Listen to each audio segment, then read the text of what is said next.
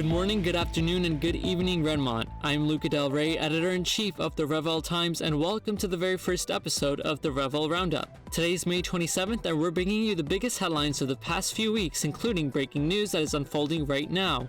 This week, Jaron wave has arrived, and the server will never be the same. We'll break down what's happening to the Treasury, the hospitals, and every department scrambling to keep up. From there, we turn to Aventura, where Mayor Budgiebud sat for a 3-hour congressional hearing on corruption and bribery charges, and the lead investigator sat down with us for an exclusive on where it goes next. We'll also look at the May elections, where a 1-month-old party swept every race it entered, and the senator behind it joins us to explain how. Plus, major announcements from the Reveille Times, including the presidential debate and the annual Violent Awards. Let's get into it. Tonight's obvious but breaking news: Democracy Craft is experiencing its largest influx ever after YouTuber Jaron's video surpassed 800,000 views, drawing nearly 100 players in 30 minutes and peaking at 220 players within hours. The consistent couple of hundred players on the server have had major financial impacts.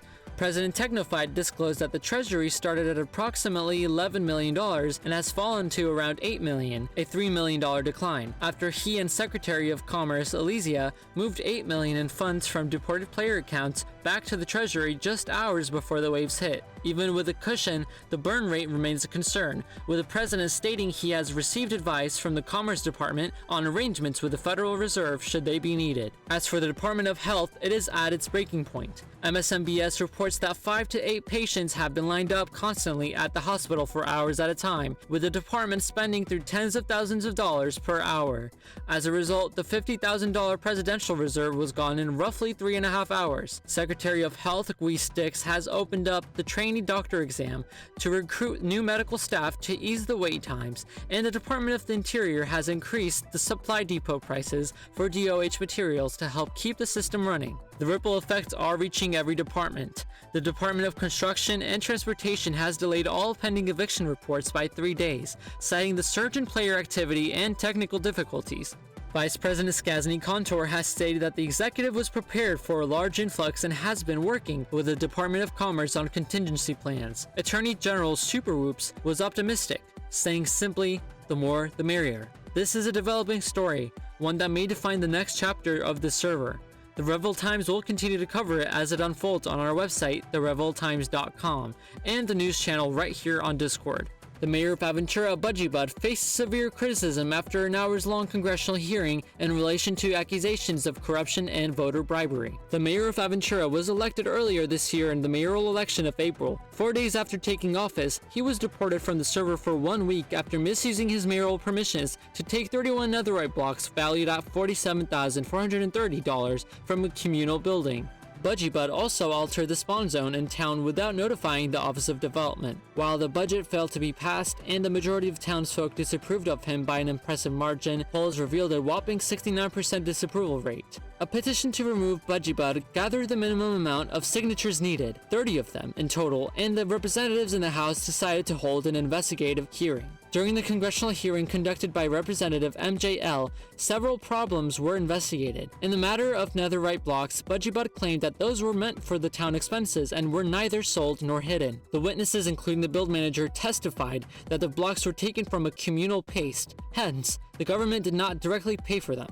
Regarding the modifications of the spawn zone, the build manager testified that the Office of Development was unaware of such actions, and the deputy mayor claimed that the mayor had every right to make such decisions according to the Constitution. Perhaps the most pressing problem during the hearings was voter bribery. One of the witnesses, Bernard Madoff, described conducting a sting operation against the mayor. Madoff testified that he received voting instructions and buffs purchased by Budgiebud, as well as $500 after casting his vote. Chat logs provided by Bernard revealed the voting instructions, Budgiebud checking on his balance, and the transaction itself.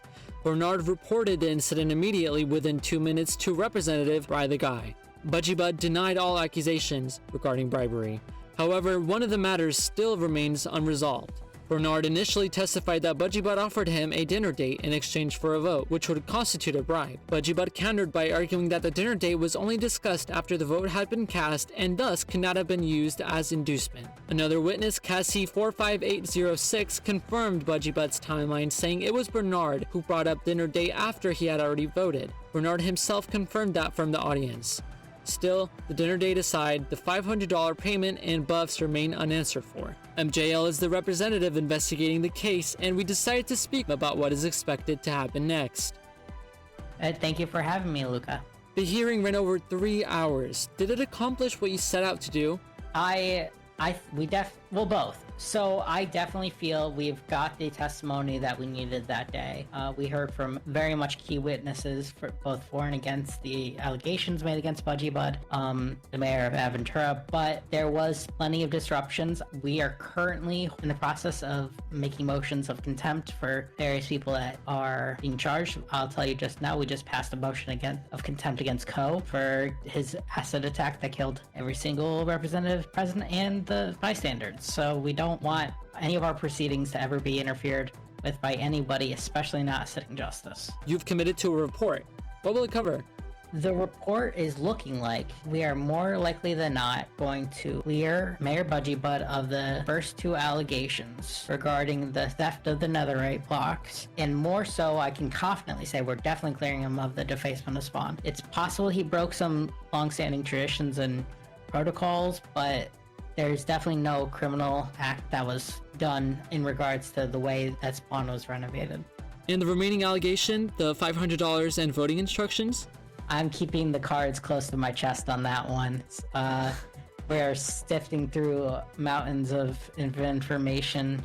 And how much weight do Bernard Madoff's chat logs carry? The mayor is critical of witness testimony in the regards to its reliability. He feels that Bernard is an unreliable witness, but that same witness testimony is what helped clear him, in my mind, of the theft of the netherite blocks. The facts of the case in that one is that all we know for certain is that he took them and placed them in an ender chest. Without witness testimony, I wouldn't be able to establish motive or intent. Is impeachment still on the table? It's all still on the table. I'm just one member of the wider body. While I do have some authority regarding the hearing and making recommendations regarding it, at the end of the day, it is just my sole opinion. And that being said, I do feel impeachment is a very drastic step, and we need to, if we are going to go that route, we need to be very, very careful. And it's definitely not warranted for the taking of the netherite blocks or the modifications made to spawn. Whether it's justified for electoral conduct, it depends on what my final assessment's going to be. I still don't even know myself whether or not he's guilty of the crimes of the electoral interference crimes he's been accused of. There's just so much evidence to go both ways. When can we expect the report? I don't plan on making the report very detailed, just because the hearing was so long and I feel like people just kind of want answers sooner than later. So I can have the report available within a short turnaround time, like possibly even less than 24 hours if my schedule allows. But it depends if I see something crazy in the financial documents. Everything else could be, everything I've told you today could be completely wrong. So it's hard for me to make an entire assessment depending on what we expect to see. Representative MJL, thank you for your time. We'll be following this very closely. The Reveille Times reached out to Mayor Budgie Bud for an interview. The interview was unable to be arranged before publication. Now we turn to the May 2026 congressional elections, which have shown that it is an inflection point in Redmont politics. In the Senate, the 3 seats went to WPR candidate True Darklander, the former Speaker of the House, independent candidate Johns, a towns rights activist, and Labor candidate Incarnation, who joined Democracy Craft only 3 months ago.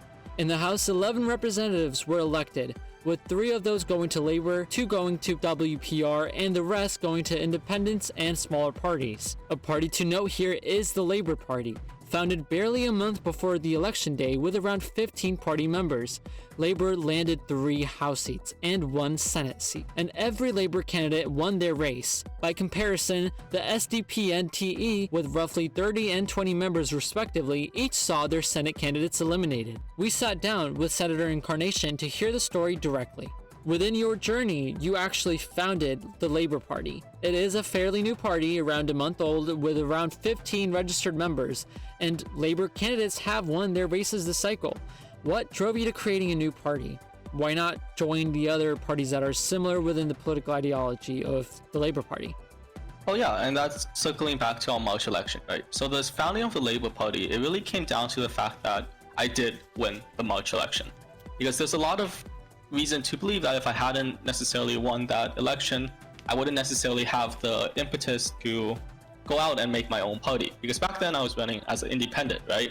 And I think, some of it is also because I have a very specific philosophy with how politics should be run.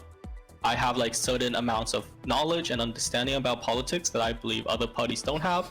And that's really where it comes to. When the WPR is extremely inactive, but their leadership has a very strong grasp, they would have been they would have been the ideal party for me to have joined. As a new player, when I was researching the politics scene, it was very clear that the WPR was the one party that did politics better than everyone else.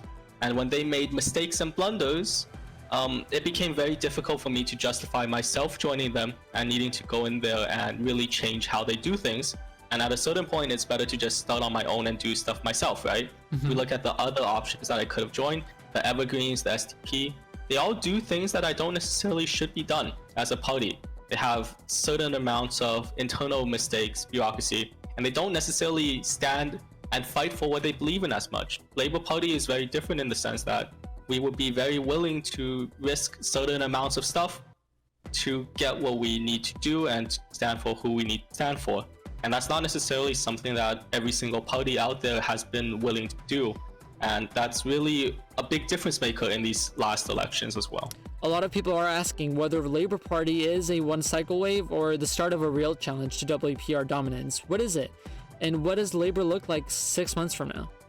I don't know whether or not we can keep our win streak going, right? Because we have been so new to the political climate and we have had so many runs of success after success that, if we look at it and we just think about it like a trend with how fast we are growing, we are getting a lot of growth and a lot of development in a short time, and we have yet to face real setback, right?